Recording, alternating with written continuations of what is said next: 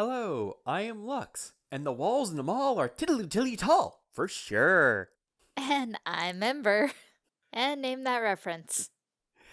And this is our thoughts on My Little Pony, Friendship is Magic. Season 9, Episodes 7 and 8. She's All Yak and Frenemies. Or another telling of My Fair Lady, which apparently is based on Pygmalion. Ember just informed me. Basically, the whole idea is a talented artist falling in love with his creation. Ah. Because in My Fair Lady, Henry Higgins falls for Eliza. Ah. Just you wait, Henry Higgins. You have to remember to drop your H's. I was mostly saying it to maybe persuade someone to at least sing part of it. Just you wait, Henry Higgins, just you wait.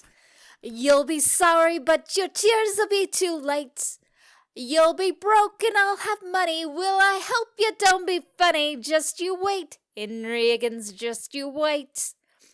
Yeah, my Cockney accent sucks. Thank you. But it was wonderful. Got lots of energy in it. And like we said, catch the reference at the beginning, put it in the comments below. So the first one was pleasant. I didn't have any of the ooh. And I enjoyed watching it. It's just like it's nowhere near as good as the next episode. A little bit predictable, and yes, they fit in a high school dance because, you know, the School of Friendship is a school, so we have to have school stuff like crushes and dances and trying to fit in and matching social standards and expectations. At least the crush was pretty well done.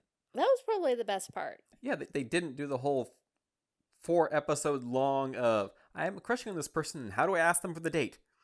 Because that has been so overdone. Yes. Instead, we have all excited about the dance and having been asked and wanting to please your date. Girls, we all know it, the disease to please. Yeah, I've kind of like done that too. When I've been attracted to someone, I'm like, I'm gonna put on this really nice outfit, do something I usually don't do, and like behave myself. Yeah, the thing is, if a person's going to like you, they're going to like you for who you are. All of that's just false advertising. Well, whoever likes me has to deal with. What did you say? I said that 5 seconds ago. I know, but my brain does not record stuff like that. Think of it as a giant whiteboard, and I write in like 72-point font. I need to feed the erase cat. What was I going to do with the cat again? Very accurate. And yes, there were lots of things in the lessons that specifically went back to My Fair Lady. The talking with Brussels sprouts in your mouth, because we wouldn't want to show on a children's show putting marbles in your mouth because that's dangerous. You could swallow one and you could choke on them. So they made it food, which is much safer. Yeah, except Brussels sprouts could easily be choked on as well. Yes, but at least they're a food item that you should put in your mouth because they are tasty. Quite. I like them roasted or with butter. And then the dancing, because she had to learn how to dance, she had to learn how to speak. How kind of you to let me come. How was it like? How kind of you to invite me to tea? Yes, I'm quoting My Fair Lady, not She's All Yak. That was like I was asking it because like how kind of you to ask me to tea. Would you care for a cup of punch? That was an awesome recovery. That was an amazing recovery with the punch bowl. Because usually that first thing is where the embarrassment gets too much and they leave. But Yona pulled it back together and managed to go out on an even more spectacular note. But I'm saying, like, if you ever do something embarrassing, own it. Roll with it. Yeah, because that's how you make it not embarrassing anymore. You own it. Also, just look at cats. They do something like, oh, I missed that jump. Yeah, nothing happened. I'm just washing my paw. Or, I wasn't sneaking to kill you or anything. I'm just, look at me. Feed me? That's it. Feed me. Isn't that right, kitty? Yes. Isn't it like great? Cats like take showers in public and no one cares. And like what? You clean yourself. Yeah, in a shower with a curtain. And preferably a locked door between me and the outside world. And also the bathing for Yona, that was another callback because they have the house servants shove Eliza into a bath. Ah. Yeah, because she's like, this big old steaming tub of water. She's like, this is where you wash your clothes? No, this is where we wash ourselves. No, I'll catch my death in that. Yeah, that was a common thing back in those times. People thought if they used water or got themselves completely covered, to wash themselves, they could die of cold or die of like a cold, is what I'm trying to say. Not temperature, but Yeah. they didn't quite realize that why they kind of feared water in that way is the water they were usually bathing in that way was usually contaminated with something. And so then you got sick from the contamination. Yeah, it's kind of like that myth about like your hair being wet also making it easier for you to get colds. Not a Mhm. thing. Yeah, never say that to your grandmother's face, though. You like living. I remember my grandparents being lots of fun. Oh, and major nitpick is Rarity wouldn't have made that mistake with the dress going on over Yona's head. A dress that Rarity picked out for Yona would fasten up the back or the sides so that it wouldn't mess with her horns. Or have to deal with her horns. I'm thinking it would be best with the design of Yona, it would probably be best to go up the front. Shortest travel distance. But I'm just saying Rarity would have taken that into account. She's a professional. Also, she would have taken into account a wig and the way wigs work to make sure with the way Yona bounces around, which she saw during the whole training montage. And even though she's not going that far out with her dancing, the pony prance is still very active. I mean, come on, a dance that Rainbow Dash is willing to do. So, and that was another thing. She didn't practice any of it in costume. You always have to have a dress rehearsal. So you can like shorten the hem or something. Also, I do like that one thing when we first get introduced to Rainbow Dash and Fluttershy being the teachers for the dancing. And Rainbow Dash goes, I'm great at everything except for baking. Growth. Hey, welcome back, season 7 Rainbow Dash.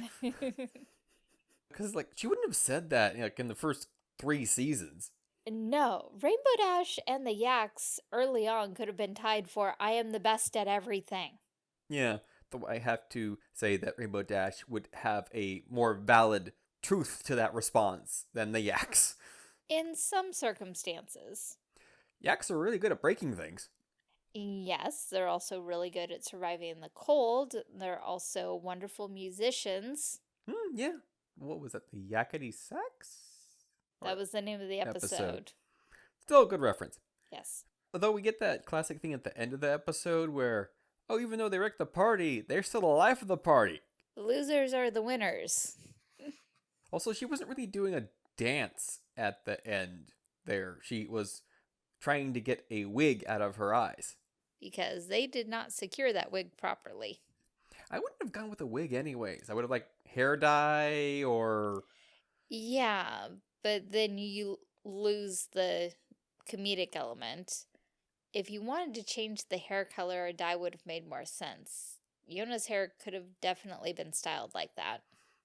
Though I just remembered at the beginning of the episode, there's that moment when the posters first get introduced, and, well, just after the posters were introduced and things were explained, where the dragon goes, hey, you want to go to this thing? And the Griffin goes, you had me at dinner. Oh, like that was just awesome. And how the rest of them were just doing the friend thing. They weren't dancing. They were there eating food and playing cards. Oh, I didn't catch they were playing cards. They were playing cards at one point. And did you catch the one point where the hippogriff drops some crumbs on the griffin and he doesn't even notice? Yeah, well, Gallus is a little spacey, I would say.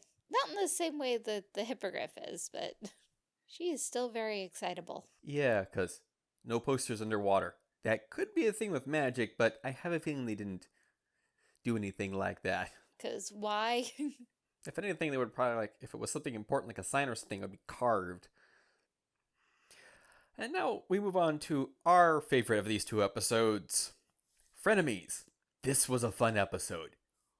Ooh, I loved it. The song was good. It almost felt like season 1 quality to me. It was a very nice song. It was a good villain song. A better way to be bad. That's like the best way I've heard phrases like that from villains, because usually they try to change it up, like, I can't, I need to be good at this. No, I need to be bad at this. It doesn't quite work, man. Yeah, you can't just say I need to be bad at this because you're trying to avoid using the word good because you're evil. Yeah, or they, like, put evil 5 times in a sentence where it doesn't have any place to be, and it doesn't even make the sentence more evil. No, it just makes the sentence repetitive, annoying, and grammatically unsound. That song was really well handled, especially like as it got nearer to the end. They were all like going at each other's throats, and it was great. And the trust exercise is not working. Yeah, epic fails. I'm like, okay, the two of them are just gonna pound Cozy Glow into the dirt. Oh my god, Closey Glow in this episode. Ugh. She so reminds me of that villain from Cats Don't Dance. Yeah, she is channeling Little Darla to the max. Quite. Like, we get to now see what you really are. How you really act. This is not the real me. I am cute and lovable. Whew, I think I just spiked the mic there. Probably. And Chrysalis. I'm still loving the whole my stump. You believe me, Stump, don't you? Yes, the whole thing with the log. Wilson! Wilson! Very much so. And how each of them tries to tackle the mountain. That Tyrek is the smarter one and sets up camp for when they come back as failures. At least he doesn't try to kick them out of the camp. But something I noticed is Chrysalis is the one who got the furthest on her own. Yes. And if she had just transformed into a larger creature, she probably could have gotten all the way to the barrier, but she couldn't have gotten past the barrier. I also have to say that this is the best use of a changeling's transformation in a while, because they never really showed changelings changing that often in the other episodes they were involved. Only recently we've seen changelings actually change. Constantly in an episode, like the name of the changeling in the Student 6. Ocellus. She's changing all the time. So we actually see that power in use. And in this episode, Queen Chrysalis used it to great advantage or comedy. And we're also seeing them do more of changing into things other than ponies. Because when the hive was still under Chrysalis, they mainly changed into ponies for impersonation purposes. Here we see her using different creatures' abilities to ease her travels. And when they do it the second time, to ease their travels. And we also see that changelings can eat love from any creature. Not just ponies. Also, that's awfully quick to be love. Wouldn't that just be lust? I mean, they just met eyes across the clearing. It could be a simpler form of love, too. Also, we're talking about Equestria. It's a cartoon world. You can fall in love instantly. You'll love at first sight. Mm-hmm.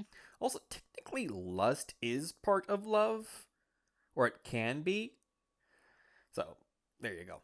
Yeah. Because love is like one of those really complex feelings. Because it's usually a bunch of them crammed together.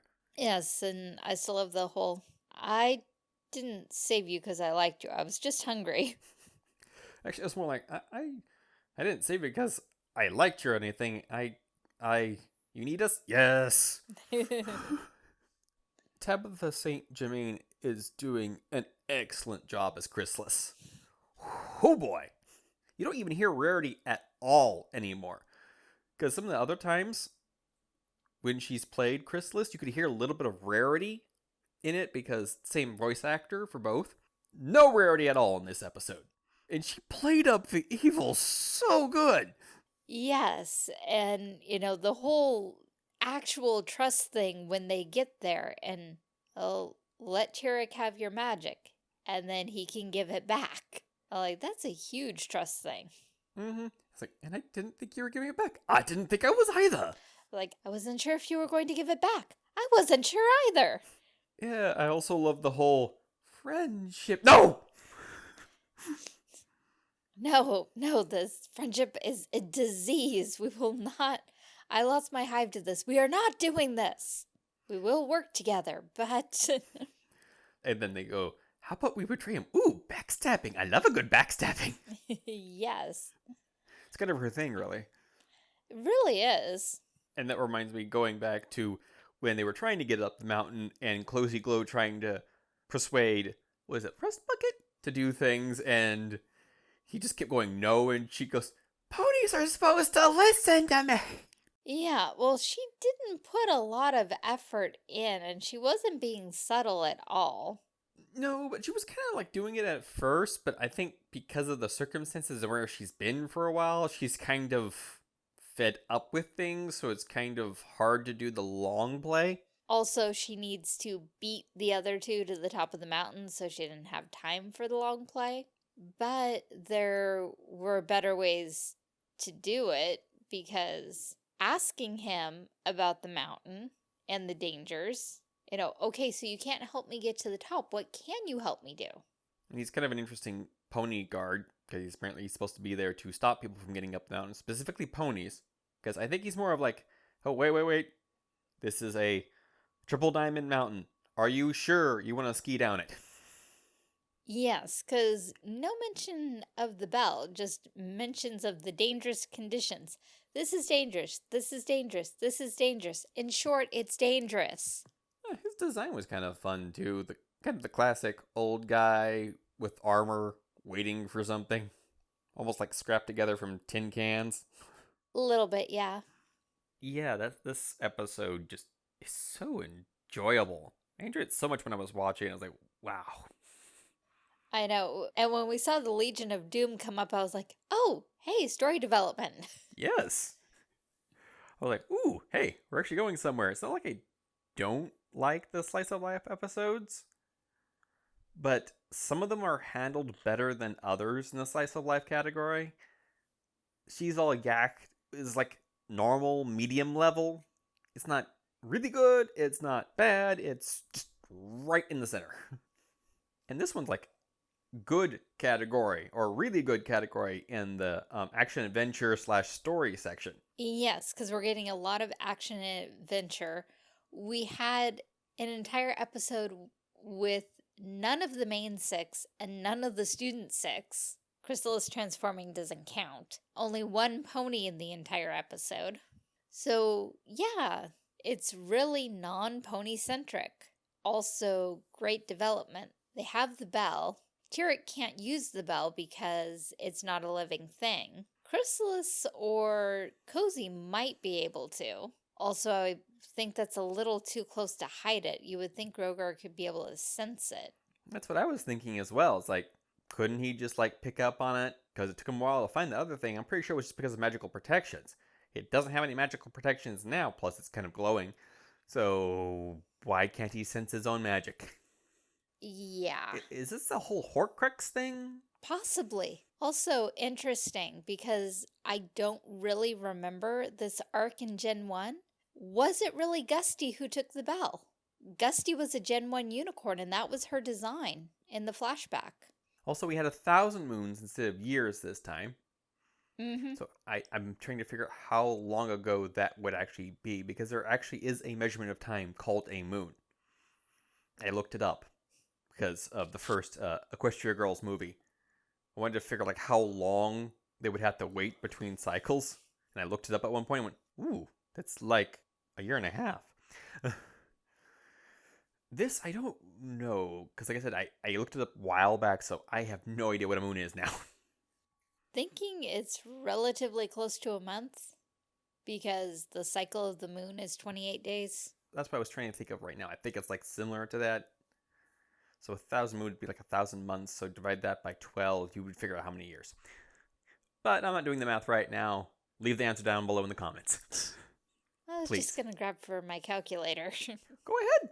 So 1,000, and we want to divide that by 12 because 1 for a month, and that's the number of months. Divide that. Do I need to divide that again?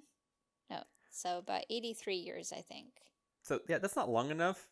Yeah, it really isn't. It sounds long, but they need to stick with the years, millennia type stuff they were saying when Grogar first came back. Because moons can be how long it took you to narrow down the location. Because you had to spend time recovering before you could be ready to look for your bell. And maybe it was like, maybe they're talking about a full lunar cycle, which is the moon traveling around the Earth as the Earth travels a full circle around the sun. So it's about a year, maybe a little longer. But moving away from math, because math is only fun if you really understand it. Most of the time, it just makes my head hurt. Though there was that one time back in, let's see, was it 8th grade? I think it was like 8th grade. I first got introduced to that chart to divide and times things. And I had a lot of fun expanding the chart out and making a giant version of it so I could divide really large numbers by using the chart. I was a strange kid, okay? I was gonna say, growing up in a small town, gotta entertain yourself. I once attempted to count the holes in ceiling tiles. Yes, I only managed one tile. Then I realized the other tiles didn't have the exact same number of holes, so I couldn't do the trick that I was planning on doing. Which was, you count the holes in one tile, then you count how many tiles one way, and how many tiles the other way, and you can figure out how many holes there are in the ceiling. Yeah, but that's not counting the holes from students throwing pencils up into the ceiling. Oh my god, that was a thing at your school too? Wasn't it a thing everywhere? I think it was. Did yours make little bow and arrows with rubber bands to pin them into the ceiling? Oh, I never saw that at school. Did that at home, though. We had a box set up that we drew an archery target on. We used unsharpened pencils for practice and sharpened pencils for tournaments. Yeah. So you've always been an archer. Yes. I just upgraded the equipment. Quite. You should see her at tournaments. It's kind of scary sometimes. Not really. I miss a lot. Because I don't practice year-round. Because there's only an outdoor archery range. And it floods in the winter. Fun. But now back to ponies. Yes. Long detour. But, oh my goodness. Also, I kept saying how there were no ponies in this except Rust Bucket. What is Cozy Glow? Cozy Glow is a pony. Yeah, but we put her into the villain category now. Actually, I never put her into the pony category. Because right off the bat, I was like, she's evil. Yeah, we kind of called it from the beginning. Also, I know we're on episode 8, but go back 7. Nobody's worse pony than... Name 2 ponies worse than Yona. Cozy Glow and Sombra. You're right. And I'm like, oh, so we finally confirmed that Sombra's a pony. Yes. To me, that was slightly in doubt based on his design.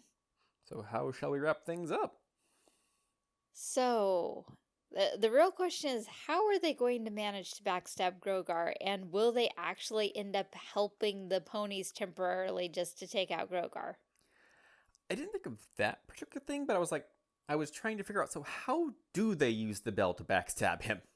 Or do they just, withhold the bell, and when they go to fight the ponies, they back away and let him fight the ponies by himself without the bell so he's weaker, and have them take out Grogar because he's too powerful?